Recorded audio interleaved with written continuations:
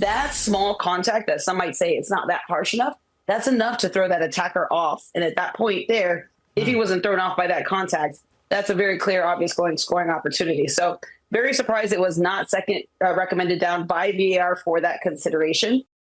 Let's talk through the Paris Saint-Germain-Liverpool game with Konaté's challenge on Bradley Barcola. Yeah, so this one is one that I do not agree with the decision on the field or the fact that it was not recommended down. So here, play and contact happens outside of the penalty area. So what we're looking at is a denying an obvious goal-scoring opportunity.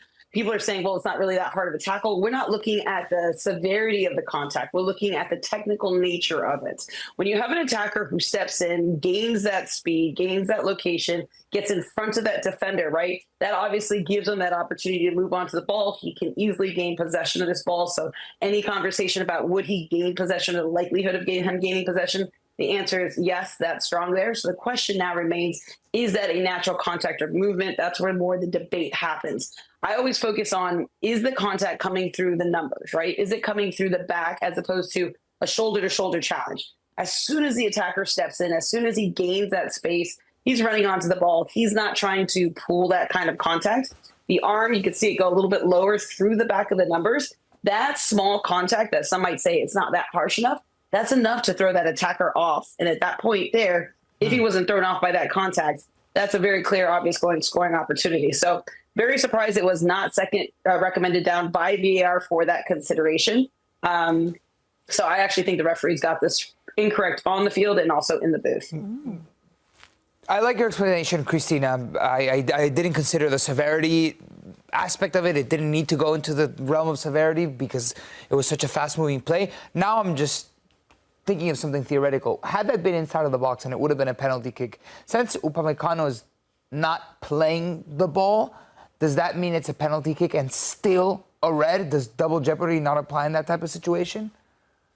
So this is a play that if you call it a foul, it has to be, and I know you just gave me the theory of if it was inside the penalty area, but we're still then making a question of, was the contact enough for a simple foul, right? That's essentially what we're asking here, because that doesn't rise to reckless. It doesn't rise to serious foul play. The level of contact and the severity of it, you would then be talking about, is it a simple foul? So if you're going to give that in the penalty area as a simple foul and a recommendation for a penalty kick, then you would also have to be of the same mindset that that is a simple foul for denying obvious goal scoring opportunity in the original play, right? So it works both ways. But if they gave it for a simple foul in the penalty area and gave a yellow card to avoid the double jeopardy, you would still probably get marked off wrong because we want this for denying an obvious goal scoring opportunity red card.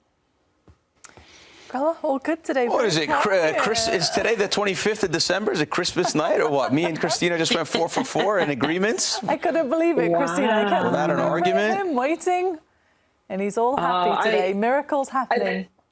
I think Grilla has dinner plans or something. That's the only reason he wouldn't argue with me. Yeah, very true. Oh, he's just run out. Gas tank's running low, Christina. Kubasi getting the red card. Was that a simple one for you? Yeah, Poppy, I love how you took the easy one. So right here, we're taking and denying obvious goal scoring opportunity, right? Does he have position? Does he have an obvious goal scoring opportunity? All these elements are met, right? Foul occurs here. He has direction, distance, location, and essentially, but for that foul, could he have had an obvious goal scoring opportunity? Yes. So very simple, very straightforward. Referee gets a decision correct on the field. No need for a VAR recommendation. And it's what we would call a standard play that we expect the referees to get. Textbook red. Textbook red. Yeah, there's no way around that. That's not controversial at all. What about the next one, boys? Which other ones have you got for Christina? What about the Benfica one, Christina? Talk us through this incident. Yeah, this one's going to make you look a couple of times, especially when you see it in both slow play motion as well as kind of full speed. So the decision on the field is a yellow card. VAR does not recommend the sound for a red card. And like I said, once you see it from that angle, it really makes you kind of heard that breath, bring that in. And the reason why this will stick to a yellow card is because it's we put it in the context of the play and the situation that's happening, right? Player's going, he's challenging, the other player is slide tackling into him. It's one of those plays he can't fully pull out of. But at the same time, he also doesn't see the player coming in that respect. So because there's going to be debate, and I know I've already gone back and forth with a couple of people saying, is that something that we would expect to be a red card? There'll be debate in those considerations that take away from the fact that, right, it wasn't a clear stomp in the sense he did go and plant his foot and stomp. It was in the natural run of play. There was a slide tackle coming from the side that he couldn't see the player coming from. And there was a bit, I wouldn't say it's a complete stomp onto it, but there's a bit of a hit and then it goes off. That is enough for us to say not a clear and obvious red card. So therefore fine for the VAR not to recommend. But if the referee had gone red card, that decision would have remained as well. Christina, help our friend Nigel here understand that the laws never talk about intent. And when we take a look at the second yellow... Nigel, I just say it. I say it, okay? Okay, you say it, but the laws don't say it. And we have a laws expert to explain to you... laws are great, right? No, the laws are the laws, and Christina helps us understand. I'll argue all day that the laws are ambiguous, they're gray, and they're unclear, and they need fixing. But we have what we have, and the referees have to act and impose justice with the laws that they're handed down. So, Christina, since the laws don't say intent, please explain to our good friend Nigel why the second yellow, despite Mukiele not intending to stamp on the Bayern Munich player, is still the second yellow and is sending off. But could have been a potential red. So to that point, we don't look at intent in these plays because a referee cannot get into the mind of a player, right? So we take a look at factual considerations, and the words we use is considerations here and what we take a look into. This one, once again, if that was a red card given on the field, that would remain. This is lower close to your Achilles. This is something I would actually probably not be surprised at that being a red card. Now, what's detracting is it's the right leg. It's up in the air. It's moving forward. So as soon as he gets contacted by the studs from behind, the leg is moving, and then there's some pressure that's being put. So it's not, if the leg was stuck on the ground and then you got the studs in the back, the likelihood of breaking that Achilles rises much higher.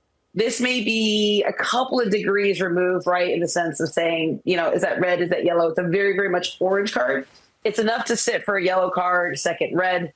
And, I was fine with the VAR not recommending it for a direct red card because you did have that consideration, that element of the contact, and then there was still a bit of push before it hits. That is kind of a very fine line, but that's where the referees would make that consideration as to, is it a direct red card versus can we let that yellow card sit? And the answer is let the yellow card sit.